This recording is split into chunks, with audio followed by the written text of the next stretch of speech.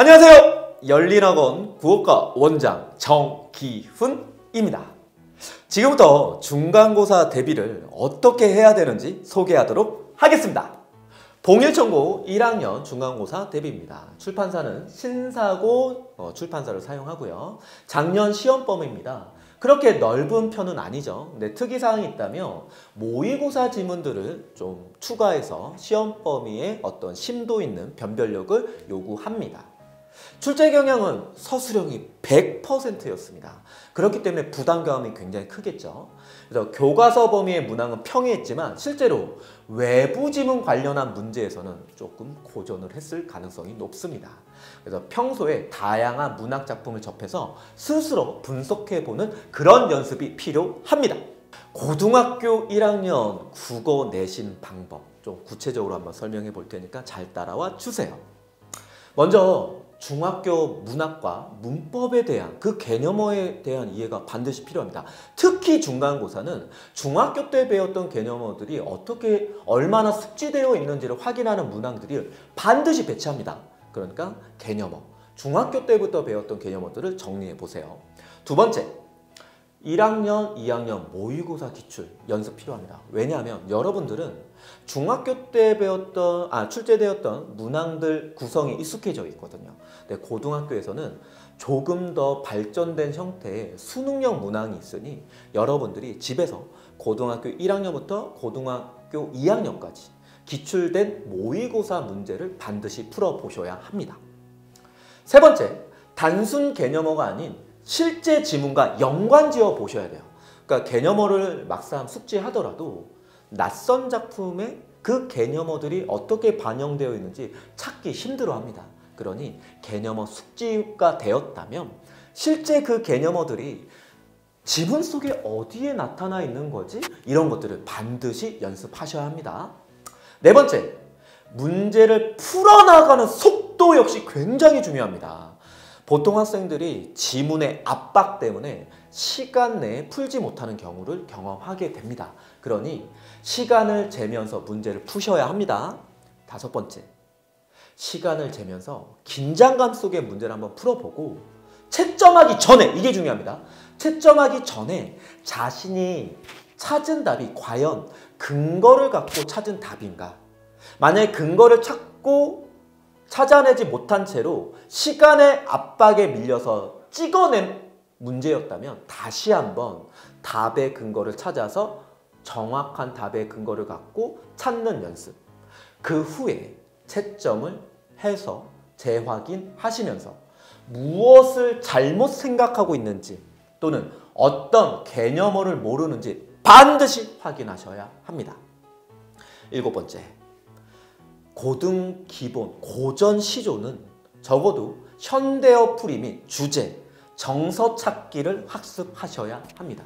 보통 변별력을 높이기 위하여 학교에서는 이런 시조 파트를 변형해서 문제를 배치하기 때문에 학생들이 시조에 대한 기초적인 현대어 풀이가 안 되어 있다면 조금 힘듭니다.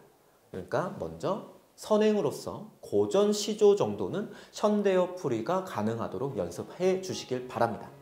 마지막으로 현대시 구문에 나타난 표현 및 발상을 찾아내는 연습을 하셔야 됩니다. 왜냐하면 중학교 때 배웠던 개념어들을 실제로 현대시 구문에 나타난 표현법을 이해하고 있는가? 정서를 찾아낼 수 있는가?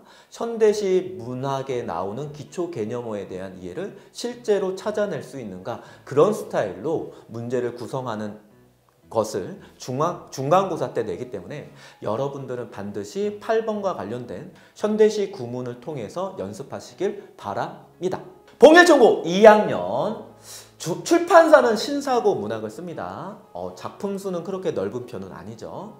하지만 작품에 대한 연계 작품들이 시험 범위여서 예상을 벗어나는 문제는 없었지만 EBS 및 기출을 변형해서 시험 문제를 출제했기 때문에 오히려 문제풀이를 많이 해보지 않은 학생들이었다면 좀 힘들었을 가능성이 높습니다. 다만 문학 개념어에 대한 숙지, 적용력이 필요하니까 이 부분만 탄탄히 잡는다면 그렇게 난이도가 높다고는 할 수 없으니 여러분들은 반드시 개념어에 대한 숙지를 더욱더 연습하셔야 합니다. 중간고사 고등학교 2학년 국어 대비 방안을 소개하겠습니다. 첫 번째, 고대 가요부터 현대 문학까지 전반적인 주요 작품들을 미리 공부해 주시길 바랍니다. 두 번째, 고전 시조 및 가사들까지 그 주요 작품들을 현대어로 해석할 수 있어야 합니다. 세 번째, 현대시는 수능 특강 및 수능 완성에 기출된 낯선 시들도 공부해 주시길 추천드립니다. 네 번째, 산문은 주요 작품을 선정해서 실제로 자기가 줄거리를 파악할 수 있는지, 서술상의 특징에 대해 주로 활용되는 개념어들을 숙지하고 찾아낼 수 있는지를 연습하셔야 합니다. 다섯 번째, 문법은 개념서 하나를 정하셔서 그 개념서를 바탕으로 주요 이론적 배경을 숙지하고 체화하셔야 합니다. 여섯 번째, 고등학교 2학년부터 3학년까지 모의고사 기출을 통해 선택지 개념어에 대해서 숙지를 하셔야 합니다. 일곱 번째, 단순 개념어 암기가 아닌 실제 지문과 연관지어 답을 찾아보는 연습을 반드시 해주시길 바랍니다. 봉일전고 3학년입니다. 수능 특강 지문을 주로 활용을 하고요. 각 파트별로 학교 선생님들이 지정해 주십니다. 출제 경향은 수능 지문 분석, 이해력 측정에 집중된 문항들이었습니다.